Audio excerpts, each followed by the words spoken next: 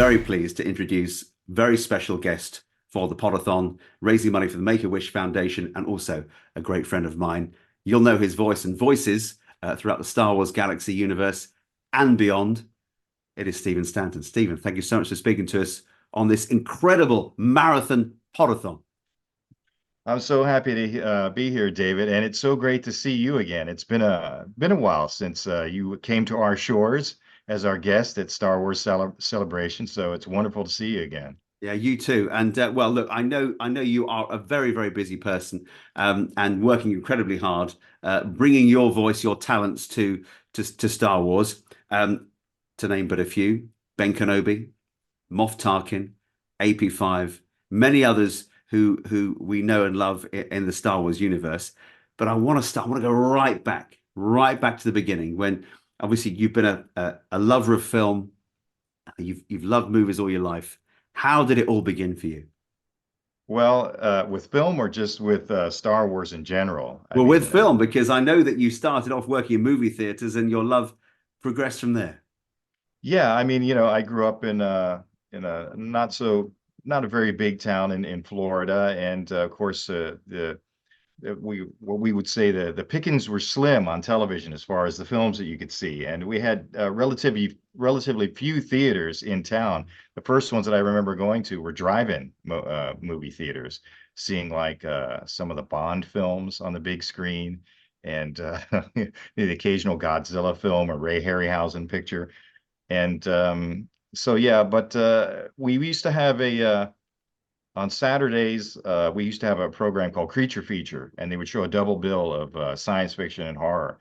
And that was kind of the beginning of my education and introduction to science fiction and horror films on a regular basis, because every week there would be two new movies to watch. So that and seeing things like magazines like Famous Monsters of Filmland, that's where I first got to see pictures of Peter Cushing and Christopher Lee. And I had a wonderful book that was given to me on my birthday, written by one of your countrymen, Dennis Gifford. It was called A Pictorial History of Horror Movies. And it had a lot of black and white pictures, but a lot of full color plates in there of movies that I'd never seen before. So a lot of my, introduction to films in those days was seeing them in books and magazines and not seeing them anywhere else because they just weren't available. Thank goodness the VHS was invented, and moving to California helped a lot too, because we have revival houses out here where a lot of times you could go see films that you'd only heard about, and you could see them on a big screen. I remember one, Fall of the Roman Empire, starring Alec Guinness as Marcus Aurelius. Is Christopher Plummer, Stephen Boyd, Sophia Loren, a wonderfully epic kind of film that they don't really make anymore these days. And it was great to see Guinness on the big screen, outside of Star Wars. And that was where your love of film really began, wasn't it? Because you were able to kind of peel back the layers by looking at these books and going behind the scenes a little bit to kind of understand what it was that made film. A little bit, yeah, and it piqued my interest to the point where like many people from my generation, I had a Super 8 camera, and my friends and I would get together and make our own motion pictures, out in the backyards or empty lots, any place that we could, get together after school and make our own films, and then we just project them for ourselves. Occasionally, we would get a classroom project that allow us to do motion pictures. But once I started doing that, it really started to become like it overtook everything in my life. I was just eating, breathing, and making films. As soon as we finished a film, I was already writing the script and coming up with an idea with my friends for the next one. And we did everything from live action. Then I branched out and started doing stop motion on my own, which is very time intensive, and it's you in a room by yourself with all your, your critters, your animals, your puppets. And so, yeah, so it became so much of what I was doing that I decided to go to film school, and that's when I moved to California to attend a place called Columbia College, which is still around. And where's the first job for you, Stephen? You graduate from film school. So what's the first kind of proper paid gig that you get? Well, it's funny. I actually got when I moved to Hollywood, the first job I got was working at the Grauman's Chinese Theater, Wow. and the which If was you're gonna work in a movie theater, then well, That's That's what the I one, thought right? because I lived right off of Hollywood Boulevard. So I was walking down the street, looking for a job, and it was just one theater after another. I'd never been in a city where there's just like theater after theater after theater. It's like this is crazy. And then I got to the end of the street there towards Highland Avenue and Hollywood Boulevard, and I saw the Grauman's in person, and I was just amazed at this architectural wonder that they had built in the 1920s. And I happened to I was very lucky. I managed to get a job there. And well, the great thing about it was we did movie premieres there. So I got to see firsthand premieres up close and personal because I was working at them. And then we had a projectionist who was one of the founders, original founders of the UCLA Film Archives. And after work, he would sometimes thread up a movie that he had been working on restoring. Like one time he was working on William Wyler's personal print of The Big Country, or he had, Otto Preminger's personal print of, some film that he was working on. And he would always, and he knew I was in film school, and he would always say, Stephen, have you ever seen like 2001: A Space Odyssey? And I'm like, no, I haven't. He goes, oh, we got this new THX system installed. We're going to use that movie to test it out on. So we'd stay there till like 3, 4 o'clock in the morning watching old films, and I got kind of a second education.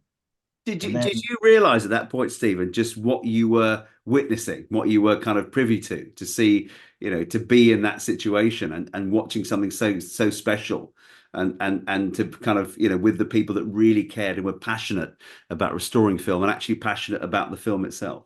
Yeah, absolutely. I mean, because he was Mike was his name. He was a collector of all kinds of things that had to do with film, but especially film prints. And there was a sort of a whole underground sort of I don't want to say a club, but it was like all these collectors knew each other, and they would Yeah. have these after dark screenings at theaters. I actually saw somebody had a Technicolor IB print of Star Wars that we watched one night late, and it hadn't faded one iota. It looked as beautiful as it did from the very first day when it was created. It was came out of like Technicolor UK or one of those places overseas. It wasn't a because we didn't have any Technicolor prints here in the United States. There are so many people watching this right now who'll be so envious of the fact that you sat there at the Grauman's Theatre and you watched a Technicolor print of Star Wars. Right. Yeah. Which is where it opened, by the way, in 1977. It played there for, I think, over a year. They painted the poster on the side of the building. It was there for so long. But yeah, after I finished working at the Grauman's, I had a few odd jobs here and there working on independent projects. And then I worked for a small, um, independent, sort of science and educational film company in Hollywood. And they did, industrial films and things like that. And I shot all their animation for them, amongst other things. I did a lot of other things. I worked the stage, I swept up, I edited film, I did everything you could possibly think of. It was a very small shop, but they've been around since the 1940s and they're very well known. If you went to school and you watched, like, it took chemistry, there's a series called the Chem Study series. I shot the opening logo for that, which is like a red candle, and the logo comes on screen, and it's been seen probably millions of times by millions of people. It took me a whole summer to work on it because they wanted all these crazy special effects that they eventually just tossed out and said none of these make sense in the world of chemistry, so we're not going to do that. Keep it simple. Yeah, exactly. And then, from there on, it was a combination of working freelance. I'd always been interested in voiceover acting, but I didn't really know how to get in. I was doing projects here and there. I did some at this small company that I did doing educational films. I did some of my very first voiceover narrations over there. And then when I went to work for places, I've got to ask you this. Sorry to interrupt. I've got to ask you. Have you listened back to that now? Because when you, with my job as well, and all the years of working in sort of television and radio, and you listen back to your voice 30 years ago, and you think, oh, that was good at the time, and then you hear it now, you think, oh no, I can't bear hearing how I sounded. Do you feel like that, or do you think, oh, it was okay? I have no idea. I don't know what happened to those films. They were they're so outdated. There were films on how to use a PC, how to use a computer. So they're so Oh, basic. send it my way. I need all the Yes, help I can get. exactly. So it was things like that, very instructional, educational things. That was sort of my entree into doing into voiceover. And So, then, so when did the first kind of character for you come along? When was that? I think the very first one was working on doing ADR for Titan AE. Do you remember there was an animated feature film? And we did that up at Lucasfilm's, I want to say at Skywalker Sound, I guess, in their big Foley room, which was this incredible stage that had like a London taxi cab in there, like full size, amongst all these other props. And we had a group of us that was maybe about a dozen actors, and we spent the day doing all the ADR, all the sort of like side characters and aliens and things like that for Titan AE. It was a lot of fun. I've been thinking about what I can ask you. There's so many questions, obviously we've met and we've hung out together and we're chums, but I was thinking, yeah, when you're given a character, obviously we'll come on to Ben Kenobi and to Moff Tarkin. When you're given a character and you're shown the picture or you're shown maybe a short animation, does the voice just come to you immediately, or do you have to work on it? Or how does that process work for you? It really depends. Many times you're not even given a picture or a drawing, especially nowadays. Everybody is so secretive about everything. Sometimes you're lucky to get more than just a description of what the character's personality traits might be, and you kind of have to go off of there. In the cases where you do get a drawing, yeah, I would say a lot of times those drawings sort of inform like your first gut instincts of what you think this character might do. But then, you start reading the dialogue, and that really helps to shape, who the character is, because that'll kind of tell you like, oh, okay, this now I understand this character a little better now that I'm reading the lines coming out of his mouth, or so that helps a lot. But they're like, for instance, for Admiral Raddus in Rogue One, there was dialogue, but there was no picture, there was no illustration because it was done so secretive. So all they said was we were looking for a military type that's a cross between Winston Churchill and General Patton. So that's what I had to go off of for that particular character. It Great wasn't guy. until, and even after I booked it, it wasn't until I got to the soundstage at Disney where Matt Wood said, "Oh, this character is Mon Calamari," and then immediately I said, "Oh, now I have a picture in my head of what this guy looks like." But up to that point, no idea whatsoever. Didn't even know if it was human or alien.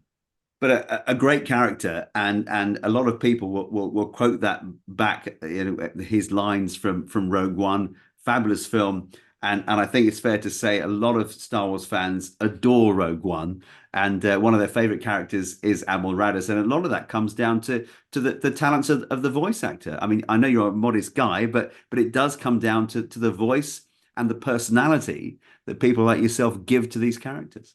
Well, thank you. Yeah, I mean that's the whole idea, is to, to bring these characters to life, because up to that point, they're just it's usually someone in costume, and there's a lot of, if you were to listen to the actual dailies from the set, you'd hear all the creaking and springs and mechanics and things, all those kinds of noises that really just take you out of the story completely. All of that stuff has to be, done away with, and then, to top it all off, to dial in the voice and make the character really come alive. Absolutely. Now, it's fair to say, Stephen, you've been a fan of Peter Cushing most of your life, if not all of your life. And then you are asked to breathe life, give the voice to Grand Moff Tarkin in animated series. What was that moment like for you when you realized that you got the job, and then the kind of enormity of taking on that role? Well, that the enormity, that sort of realization, that came right away, because even though the script didn't say, this is funny, Lucasfilm was very good about sending out audition scripts that are stripped of any Star Wars references at all, because they don't want it to fall into the wrong hands and somebody to figure out, what it is. So I had gotten an audition for a character called the Sergeant. That's Ah, all it said. And then there was the lines of dialogue. And then at the bottom, in one line, they said, "We're looking for a young Peter Cushing." So immediately the alarm bells went off in my head. I said, "Okay, I think I know what this is." So this was for Tarkin's introduction into the Clone Wars, where he was known as Captain Tarkin. He wasn't anywhere near Governor or Grand Moff yet. He was still working with the Jedi side by side. So, I worked on that, and thankfully, very happily, I ended up booking that job. But yeah, the pressure was there from day one, because I knew that, boy, if everyone knows this character so well, if it doesn't come off the way, everyone's Mm. expecting it to, I'm going to get a heap of criticism, I'm sure. And, like you said, Cushing was someone I've known since I was a kid. I saw him on television. The first movie I saw him in was Island of Terror, which is he's get his hand chopped off in that really gruesome scene, very frightening stuff. So and when I went to see Star Wars, I had no idea he was in it the first time I saw it because as a kid, I'm looking at the poster, I'm looking at the artwork, I'm not looking at all those words underneath it. What's that's just Why would boring you? stuff, right? So I'm sitting there in the theater and his scene comes on where he walks in the conference room in the Death Star, and I just immediately, I think my eyes just got that much bigger. Like, oh my God, this film just got 10 times better. I don't even know how it's going to go, but Peter Cushing's in it. I had never seen him on the big screen in a theater before. It was my first time. Absolutely, and what a get as well for George Lucas and the production team behind Star Wars to land such a well-renowned classical British actor who was so well respected. So I'm presuming that that is very much in your mind because everybody knows that character, and I suppose in A New Hope, as it became known eventually, he's not in it that much, but No. his impact is so much that it's lasted 40, 50 years. Yeah, I mean, so much so. I mean, his scenes are so iconic that, he only does this one time in the film, but he's done it so many times in animation. And when I appeared as Tarkin at the Star Wars Celebration way back when in Yeah. Orlando, I was asked to pose that way many times. I don't know if you've ever seen those pictures. It was Dave Filoni's idea. And during one of the sessions, he just out of the blue, he suddenly said, you kind of look like Peter Cushing. You ought to get yourself an Imperial officer's uniform. And I'm like, what would I do? What in the world would I do with an Imperial officer's uniform? And I kind of like, whatever. But then, Star Wars Celebration Orlando was coming around, and my group here, we all started talking about it and said, what might be fun is to actually show up as Tarkin. No one's going to be expecting it. So it was it was a lot of work. We found a tailor here in my neighborhood who had designed uniforms for the Austrian army in his youth. So we brought him the material How and handy. pictures, and so he knew exactly what he was doing. And then there was a wig maker in my neighborhood. Also, she had done work for Mad Men, the AMC Yeah. series. She had done all those retro style wigs and so forth. And so we enlisted her to make the full head of hair. I had to shave my head and get a cast made, a plaster cast made of my head, and this wig made from actual human hair. And we had to get it done really quick. And she had just the finest craftspeople working for her. And they put this thing together. And we took it all with us to Florida and surprised everyone at the con. I showed up on the red carpet for the Clone Wars premiere in uniform. Surprised they had me go crash one of Dave Filoni's interviews. They said, go photobomb Dave over Quite there while right. he's being interviewed.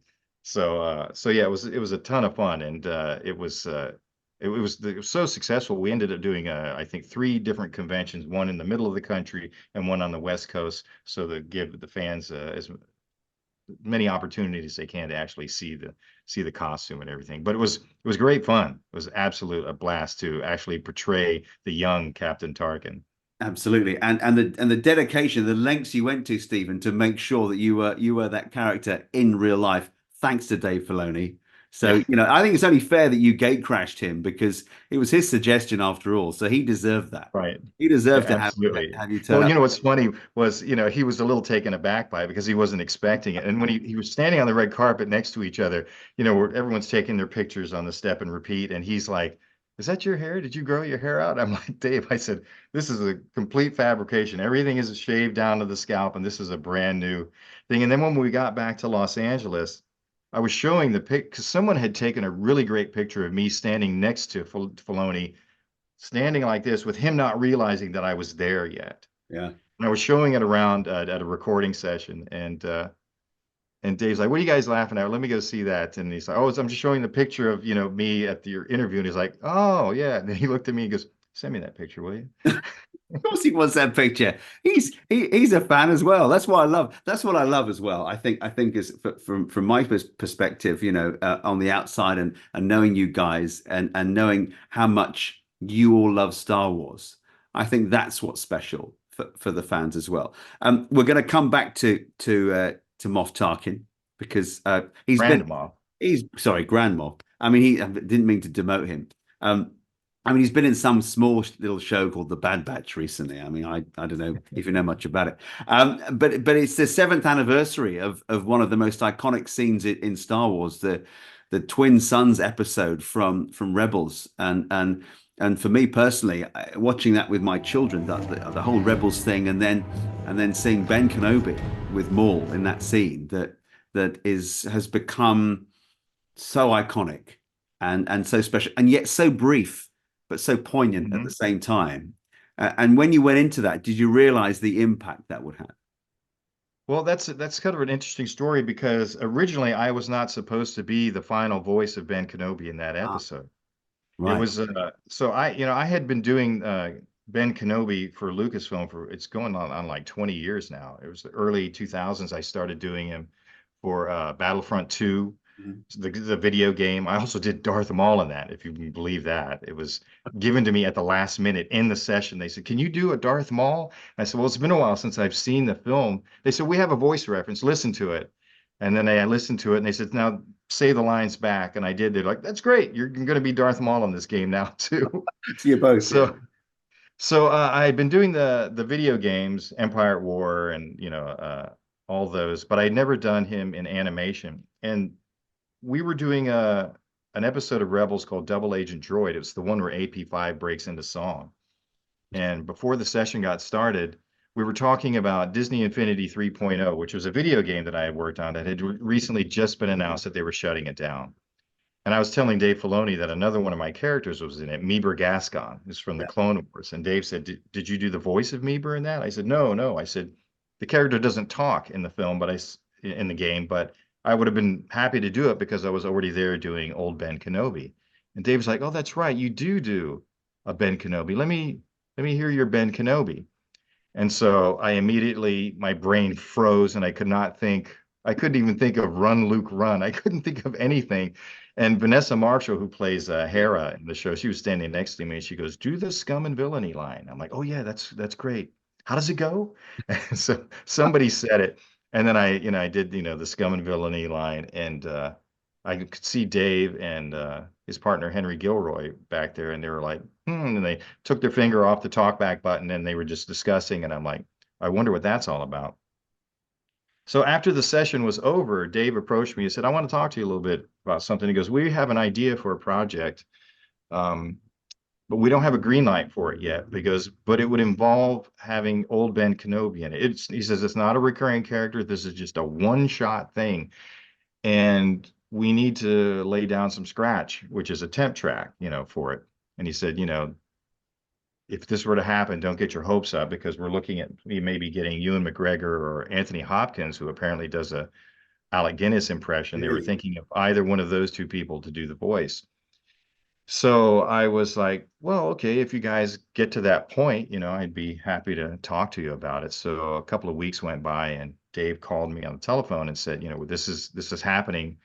Are you interested?" And I talked about it with my managers, and we thought, it'd be a lot of fun to do, even if it's only temporary. Because number one, my partner in the scene, Sam Witwer, who plays Yeah. Maul, he and I had been working on the shows for a long time, but we never had any scenes together. As none of our characters never crossed paths. So I thought, well, it'd be a lot of fun to really get a chance to do an episode with Sam. He's a great guy and he's really loves Star Wars. It'd be nice to work with him. So we went ahead and did it. And the way they recorded that episode was they brought in the main cast and they filmed the bookends, the beginning and the ending scenes of that episode, and then they asked them to leave. And then the only three people in the sound booth were myself, Taylor Gray, who plays Ezra, and Sam Witwer, who plays Maul. And they had situated us, Sam and myself, on either side of Taylor. So he was in the middle. He's got the angel on one shoulder, the devil on the other, that are all trying to tug of war with him back and forth. And I was sweating bullets on this one too because I really wanted the Kenobi to come off, as authentic as possible. So I was listening to, you know, uh, Return of the Jedi and any of the, the all anything that he had done that was, the three Star Wars films. But I love the scene in Jedi where he's talking to Luke, and he's sort of like a father figure. You Mm. know, they're talking about, why didn't you tell me, about my dad? And I thought this is kind of the vibe that I'm looking for with Kenobi and Ezra because he knows he's young, he's a Padawan, if even that at this point, and he's got to kind of explain to him, you just don't belong here right now.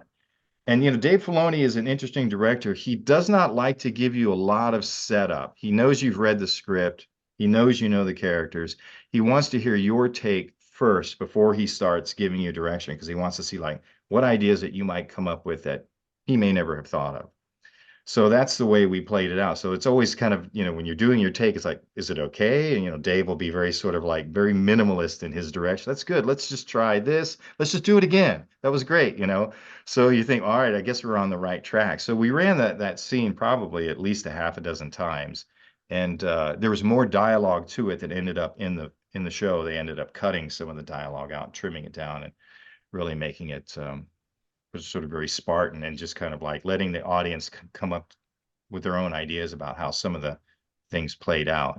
But so when I was done with that recording session, I thought, well, there you go, that's it. And then it was months later that they called, Lucasfilm called and said, we just want to give you a heads up that the trailer for that episode's coming out. And they ended up using Steven's voice for the whole thing. So we just wanted to let you know that he's in it. So I was like, oh my gosh. That's Now, amazing. What was that? What was that feeling like, knowing that you'd made the cut? You were then the voice of one of the most iconic characters, actors in Star Wars.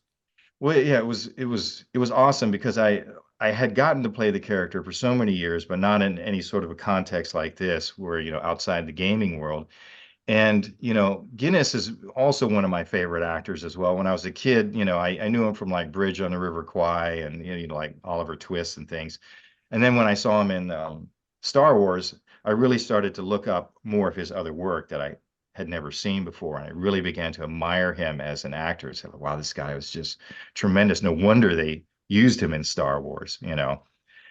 So yeah, it was to be able to voice two of the main characters of that first film, Cushing's character and Giddis's character, has absolutely been one of the greatest honors of my life. To be able to extend the life of those characters beyond what we know on screen, to give the and twin sons, everyone was wondering what was Kenobi doing on that planet the whole time when Luke was growing up. And there we got our first glimpse of there's the older man, the older Jedi, out there, in quarantine practically, Yeah. watching over this young boy who he thinks might be the chosen one because he's in his mind, Anakin was not the chosen one. That was a mistake. And in his mind, he doesn't know the end, of the story. We all do because we've seen it all cut, out of order and everything. If you define yourself by your power to take life, your desire to dominate, to possess, then you have nothing. So many people, Stephen, are thankful for the fact that you have brought life to these two characters. Obviously, very sadly, the actors no longer with us. They passed on many, many years ago. But as you say, it is a privilege and an honor, but also it's very special that these characters get to live on in the Star Wars universe, thanks to you.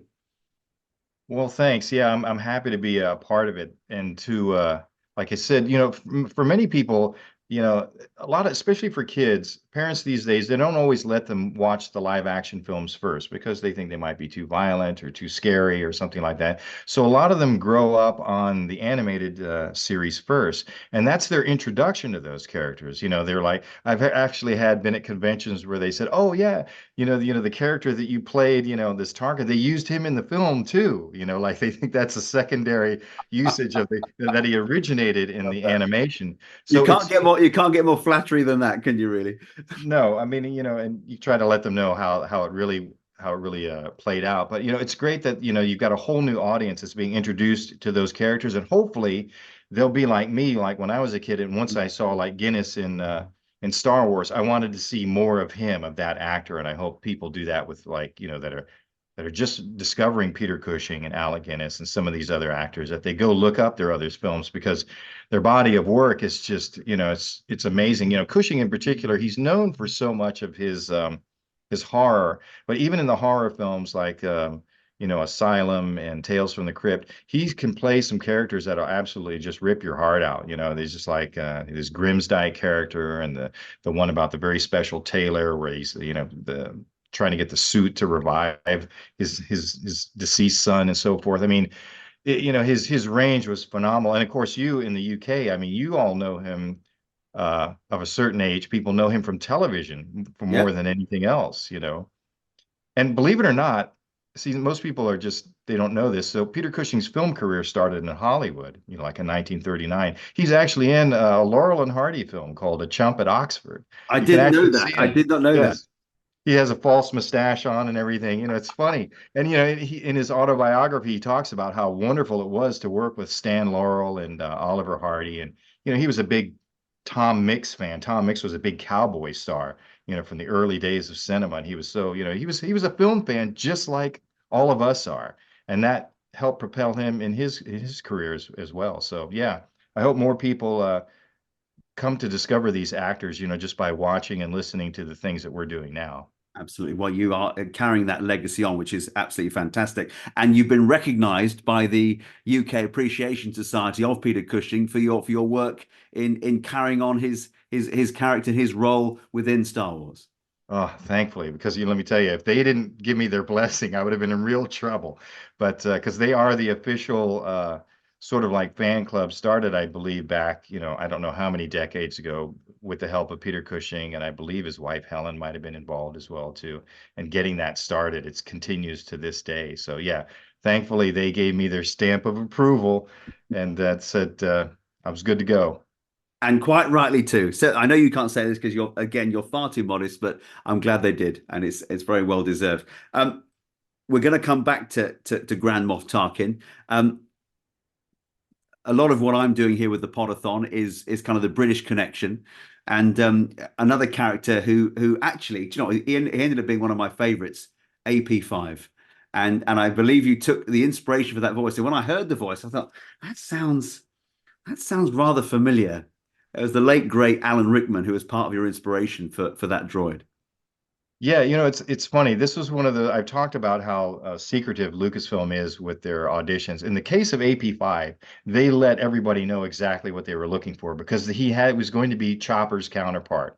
It was going to be like the bizarro version of C-3PO and R2-D2. So they had actually said in the audition that these two robots together were going to be like the Statler and Waldorf of Star Wars. So all you Muppet fans will get that reference. So the original dialogue for the audition was very confrontational. It was a variation of what was used in the first episode, The Forgotten Droid, but it was much more confrontational. I thought AP5 really sounded kind of mean. And I thought, well, they're looking for this grumpy old man kind of thing. So I laid down, like, I think 5 auditions for them. I had, at this point, I had been working with this Lucasfilm and their casting group for many years, so I kind of knew how they worked, and I knew that if I gave them certain things, they wouldn't be a problem for them. They know they've worked with me a long time. So the last one that I laid down, I thought, just as a lark, I laid down something that reminded me, because I said, this character reminds me of Hans Gruber in Die Hard. He's so arrogant and he's so mean. And so I did my Hans Gruber sort of like take of the character, sent it off, and there you go. A number of days or weeks go by, and my agent calls me. I find out that I have booked the job for the character. I'm like, oh, great. And I'm like, I wonder which one of my voices they chose, because I had one, because they had some suggestions there. I think they wanted something like a Southern gentleman. And they had a whole mixture of Archie Bunker, from All in the Family. There was some really interesting takes that they wanted to hear. So I remember I was actually working on another show, a Disney show called the 7D, that was recording at the same studio where Rebels was. And I happened to run into Dave Filoni in the kitchen we were both working on different shows that day. And I said, and Dave said, "Oh yeah, we're happy you're going to be coming on as the new droid." I said, "That's great. Yeah, I'm happy too." I said, "Which voice did you guys choose?" He goes, "Oh, the Alan Rickman thing that you did." I'm like, "Oh my God, they actually went with that." And that's And, how you found out in the canteen yes. today for thinking, oh yeah, well this one, of course, is the one we want you to do. And Alan Rickman was still with us at this point. He had not passed away. So this was kind of like, just he's one of my favorite actors. When I saw him in Die Hard, he was another person. I just went and saw everything that he did after that. I was just so amazed by this guy's talent that he could literally do anything. He did a romantic comedy called Truly Madly Deeply. Yes. Everyone knows him as the villain or Snape or from Robin Hood, but he's done everything. You just got your circuits overheated that I was put in charge. Well, it is not your mission, it is mine. Captain Syndulla was specific about this being my operation due to my skill set and experience. And then, of course, I had the famous episode that we recorded right before Twin Suns, Double Agent Droid, which was the sort of salute to musicals, where AP5 and Chopper have that sort of anything you can do, I can do better exchange from like Annie Get Your Gun. It's a spoken word version of it. And then at the end, we do the whole sort of Disney princess thing, or instead of like bluebirds flying around, I'm out in space with these knee braces, and there was no there was no music. When I'm working for Disney, whenever I have to sing, which is usually all the time, all of your Disney projects, you end up having to sing in them. They will give you the rough music tracks and a guide track and maybe someone singing it so you know how it goes. And they'll give you the sheet music and everything. And in this particular case, it said, AP5 breaks into song, and nothing was coming before the session. So I get there and I'm like, "Are we really singing this?" And Dave's like, "Yeah, why not?" I'm like, "Okay, I guess I'll just make up a tune here on my own."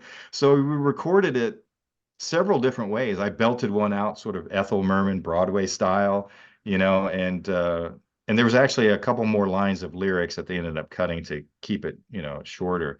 But then the great Kevin Kiner, the composer on the show, took my warblings and wrote music around it. And it's just like, it's amazing to me that whole thing came together the way it did. It got quite a bit of criticism when it came out. A lot of people were not happy with that episode, but it's since then become sort of a cult classic. Exactly. And that's it. I think it's one of those scenes, isn't it, where at the time you're thinking, is this really happening? But then you're thinking, anything, this is Star Wars. And I think as well, you gave the character such charm and such a personality that you kind of feel this is right for AP5 at this moment, at this juncture in the storyline.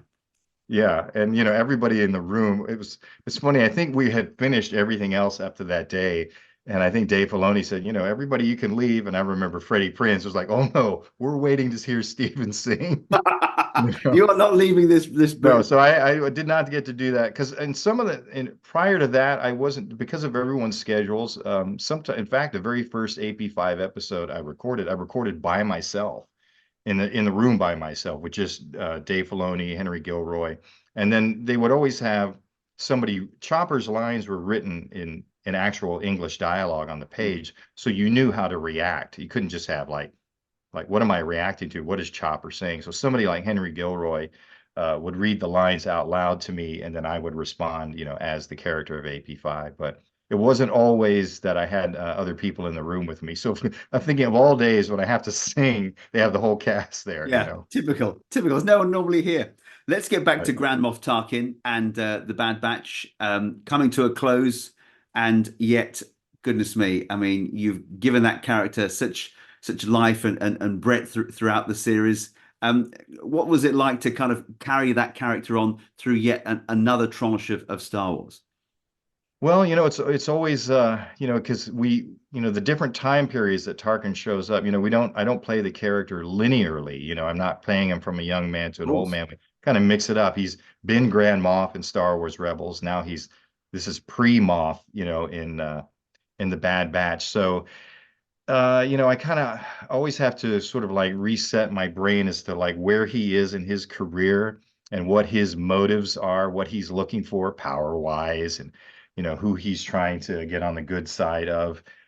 In this one, he was I think he was the most vicious in Star Wars Rebels because he was Grand Moff. You know, he's ordering people to be executed. Here, he's just really sort of like, I think he's still climbing up that ladder, trying to gain power. He You know, appears on the back foot occasionally, and almost shows a bit of weakness. I guess you could say, yeah, definitely. There's been a couple That's it. episodes when he was talking to Hemlock where he was taken aback by this guy Yeah, standing up to him. He's like, this is not usual. I'm not usually people, when I say jump, they say how high. And this guy's giving me some lip. And yeah, of course, you could see he gets perturbed by at the end of that scene with Hemlock, where he says, well, perhaps, I need to come out here and, you know, babysit this whole operation since it's so important, right? So yeah, he's definitely you can tell at some point you can just see that character that's going to just take advantage of Orson Krennic at one point and yeah. just It's coming. It's building to that yes, point. the That's the the whole turning point.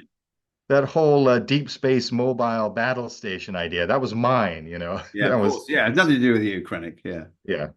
So yeah, it was wonderful to come back, and then his the way he double crosses the clones in the beginning by telling him, "Oh, you're just going on this mission to take care of some insurgents or some."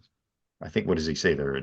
Maybe I think they are expecting to see droids there or something, and it turns out to be a whole bunch of refugees in a camp, and they're going to attack them. And so yeah, so he's already up to his dirty tricks, Yeah, yeah. in, And and the Bad Batch. and obviously everything is locked down and so secret. But when you get the scripts, are you ever surprised by the way things are moving? Does that ever shock you, or do you feel that's the way his character is developing within that time period within the Star Wars timeline? No, it's always a pleasant sort of surprise and shock. Mm. When I get one of those scripts come to me, I sit down and plop down in the chair, I get a cup of coffee or tea, and I just immerse myself because to me, this is now I'm the audience. I'm getting to Yeah, read the next chapter, like, fresh right off the presses. So, it's always fascinating to me to see what they've come up with story-wise, because they think up things that sometimes my mind would never go there. I'd never come up with that idea. So it's always a lot of fun. And sometimes, I'm like horrified at what I'm seeing on the page here. And then of course, occasionally what happens is that you get the script that's got sort of the red herrings in it, where they've rewritten it because they don't want all the cast members to know what's going to be actually happening. So you get false pages that don't really play out that way when you see the final product. And then of course it's a double whammy because then I'm expecting a certain thing based on the script, and then I go watch it, and then all of a sudden, it's Luke, I am your father kind of things, that those kind of reveals suddenly happen. They've done that in animation several times on the shows when I worked on them. So it's always fascinating to see what they come up with. absolutely. Stephen, we could talk forever, but I want to say a big thank you from people like me, big Star Wars fans, to you for everything you've done for Star Wars and continue to do. Very hard to kind of surmise all the years you've been working on Star Wars, and hopefully we'll continue in that vein. Any highlights for you? Boy, the highlights, I think we've been talking about some of the highlights. Rogue One was the absolute highlight because I got to create an original character that is on screen in a major Star Wars film. And when they announced the new slate of Star Wars films, Rogue One was the one I was really interested in because it takes place back in, well, Yeah. not 1977, but that time when the 1977 film came out. So that, and of course, doing Ben Kenobi and Twin Sons, those are two huge highlights. And then, right there, right very close by, is getting to do Peter Cushing as Tarkin. I mean, you couldn't, as a Star Wars fan, I could not think of more that I could ask for. I mean, that pretty much, that does it. I'm good. Questions have been raised regarding the financial impact your facility is having upon Imperial resources. Stephen Stanton, it's been an absolute pleasure, my friend. Thank you so much for talking to us on the Podathon. It's been great to be here, and good luck with the raising the money for Make-A-Wish, and I hope to see you in person again one of these days, David. That'll be great. It's a date. We're going to make it happen. All right.